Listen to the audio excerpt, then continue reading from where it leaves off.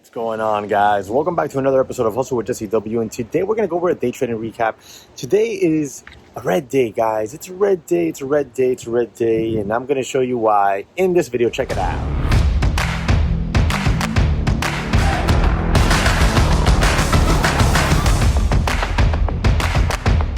You know, guys, today it goes down to what I was talking to about the guys in the group.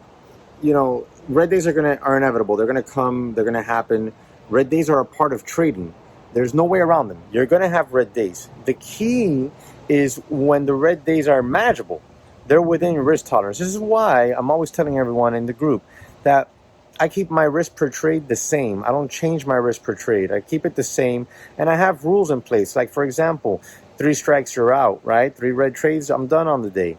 You know, rules like a certain max loss may be on the day. More than likely, if anything, it's always the 3 red trades. 3 red trades done on the day. Now, today was a day where I didn't reach that. I didn't reach any of my max losses or anything like that.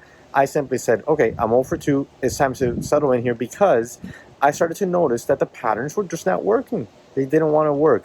All right, they didn't want to work, and they want to work for reasons we'll go over in this video. Now, before we move any further, if you appreciate the red day recaps, if you find value in this, then at the end of the video, smash the like button for me and subscribe to the channel. All right, it helps me out tremendously, and if you found value, then that's a way you can thank me. Now, let's go ahead, jump into those charts, and don't forget, Trade Ideas 25% off coupon code on the bottom. That ends pretty soon, so take advantage. All right, guys, let's go ahead and jump into this day here and do the recap. So today, let me grab the watch list. I had a few stocks on watch, and I thought they had some promise. GSMG, Ride, SPRT, NRXP, all on watch this morning, as well as just a few back burners like AMC and stuff like that, right? GSMG, right off the bell, sold straight off. Got a breakthrough VWAP here. I was trying when we were here, let me redraw these fib levels where they were, and I'll take you to the setup. I was trying in here to catch like some 223, 224, 225 bids, but no dice. This thing only pulled into what, 226, 227, something like that, and then just launched a little bit off of that level, pushed up to new highs, all the way up here towards 243, and now it's pulling back and violating support zones, and it falls back to what I've been talking about today. That since the morning started, I've been saying today could be a day full of FOMO in the market where you see a lot of moves straight up, and then when they pull into the support zone, they won't hold. They'll flush through because the people chasing, for example, TKAT, the people chasing the moves higher and chasing higher, right? They don't know how to trade. Simply, they don't know how to trade. So when they get the first pullback into what should be a support zone, they panic, they sell out, and you get flushes through the level. You get flushes through the level. See these? And then you'll get an attempted reclaim, and it'll get choppy, or it'll reclaim and then skyrocket. It's just anybody's guess at that point for the most part. The trading right now is extremely difficult, extremely choppy, and it's because of the FOMO crowd in here chasing stocks higher and not knowing how to deal with pullbacks, much less how to even buy a pullback. So if you're watching this on YouTube and you want to learn how to buy a proper pullback and learn how to manage your risk on days like today, then there's a daytraderchatroom.com, the link in the description and comment section, with a 5-day trial. So this was actually my second trade on the day. This was my second trade on the day here. Well, actually my first trade on the day. We had a nice calm pullback, okay, on decreasing volume into a support zone that we were holding nicely. This was prime for this kind of move and possibly even a halt through the highs. It was prime for that. Like, it was perfect. It was one of the cleanest setups that I've seen in a little minute here. And this is one of these meme stocks that's very popular right now. It's been making a little nice uptrend. Look at the daily chart as we've trickled up higher, but no dice.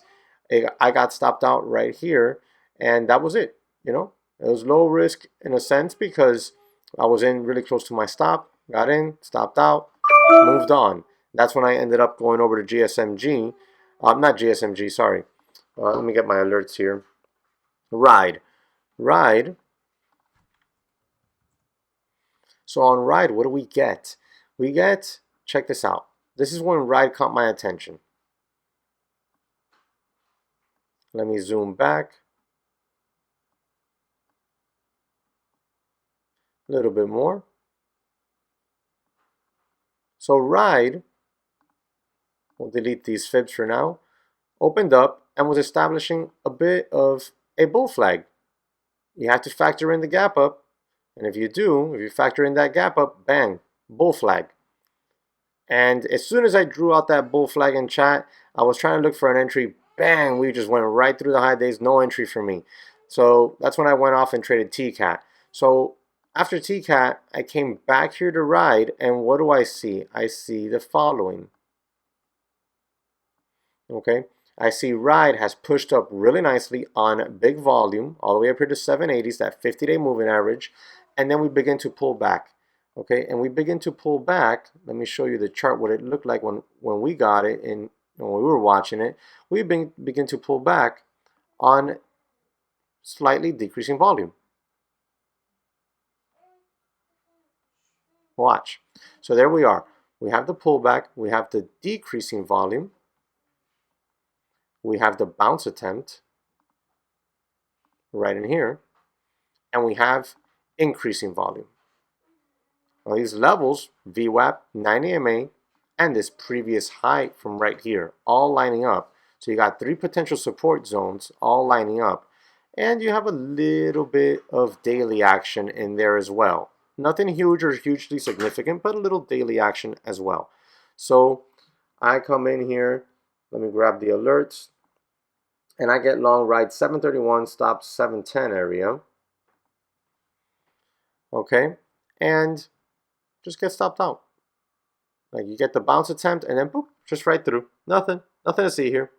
They just, everybody that chased this stock higher, panic sold, came back into support zone, and it just didn't want to work. Again, another one that did not want to work. Very nice clean setup, didn't want to work. So another quick little L right there for me. So I'll show you the alerts here real quick. Let me grab the chat, move it over here. Long TKAT 1274, stop 1230 areas, sold out 1224. I'm sorry, 1234. I had to put a correction in there. Sold out 1234. Long Ride 731, stop 710 area, sold out 708.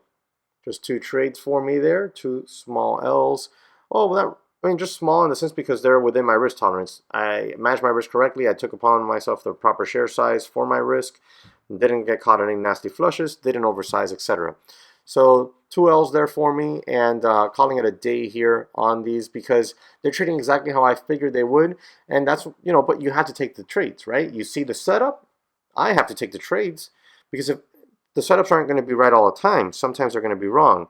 So if you start getting nervous, being like, oh my God, they were wrong yesterday, they were wrong just now. Oh my God, another setup, should I take it? No, I'm not going to take it. I'm going to sit on my hands. And then that setup works, and it would have made you green on the day. So I had to take the setup, right? What I had to do was manage my risk, make sure that my risk per trade remained the same, make sure that I was nowhere near establishing some sort of max loss risk on the day either. You know, I could take another trade today easily. I'm nowhere near within my max red, and I'm still not 3 trades in, which usually if I do 3 strikes, you're out type of rule. Okay, so I'll keep watching, but right now it's looking like it's better just to sit on my hands at this point and wait for these setups to develop. What I might do moving forward, starting tomorrow and going into next week, is I might start to decrease my share size a little bit more significantly so that, you know, it's kind of like just trading sideways, but not really losing money, not really making a whole lot of money. But if I'm green a little bit of money. If I'm red an even smaller amount of money, while I let this market condition shift a little bit and get a little bit cleaner. Because right now, it's truly just rewarding chasing up to a certain point, and then you're getting panic selling. So it's worth just sitting on my hands basically and watching or trading a little bit smaller just to protect the account so that when things heat up a little bit again, you know, we can partake in really, really good trades that really make a difference in that P&L. You know, last week, the week before last, while they weren't huge banger weeks, the setups were working nicely. You know, the setups were working nicely. Right now, they're not. So, got to take that cue and adjust accordingly. Well, guys, that's it for me today. If you enjoyed this, then smash that like button for me, subscribe to the channel, and I'll catch you on the next one.